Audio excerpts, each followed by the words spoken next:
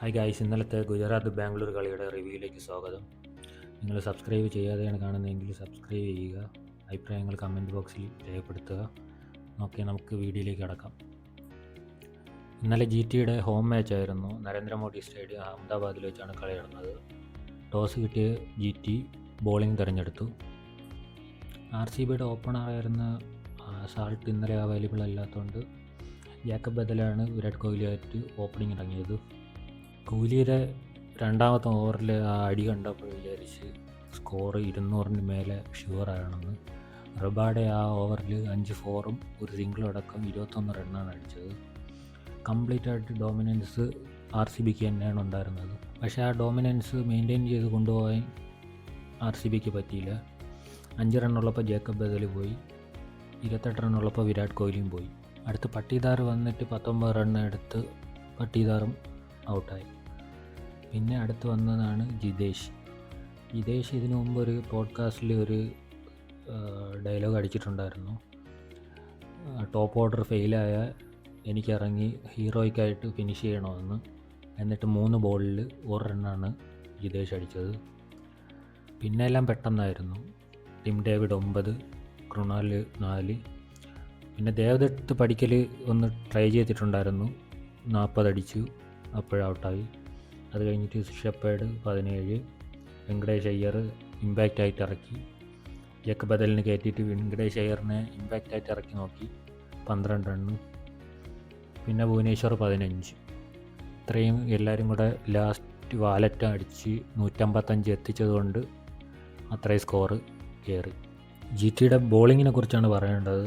അവരുടെ ബോളിങ്ങിൽ സിറാജും റബാഡയും ആണ് കുറച്ച് റണ്ണ് ലീക്കായിട്ടുണ്ടായിരുന്നത്. ബാക്കി 3 പേരും നന്നായിട്ട് തന്നെ ബോൾ ചെയ്തിട്ടുണ്ടായിരുന്നു. ഹോൾഡറും അർഷാദ് ഖാനും റാഷിദ് ഖാനും നന്നായിട്ട് തന്നെ ബോൾ ചെയ്തിട്ടുണ്ടായിരുന്നു. എല്ലാവർക്കും വിക്കറ്റും കിട്ടിയിട്ടുണ്ടായിരുന്നു. ഹോൾഡർ 4 ഓവർ എറിഞ്ഞ് 29 റണ്ണിൽ 2 വിക്കറ്റ്. അർഷാദ് ഖാൻ 3.2 ഓവർ എറിഞ്ഞ് 22 റണ്ണിൽ 3 വിക്കറ്റ്. റാഷിദ് ഖാൻ 4 ഓവറിൽ 19 റണ്ണ് കൊടുത്ത് 2 വിക്കറ്റ്. അങ്ങനെയാണ് അവരുടെ ഇത്. സിറാജിനും കൈസോ റബാഡയ്ക്ക് ഓരോ വിക്കറ്റ് കിട്ടിയിട്ടുണ്ടായിരുന്നു. അത് കഴിഞ്ഞിട്ട് GTയുടെ ബാറ്റിങ്ങിൽ സായി സുദർശൻ നേരത്തെ തന്നെ ഔട്ടായിപ്പോയി. 6 റണ്ണിൽ വിക്കറ്റായി. 5 ബോളിൽ 6 റൺ എടുത്തിട്ടുണ്ടായിരുന്നു.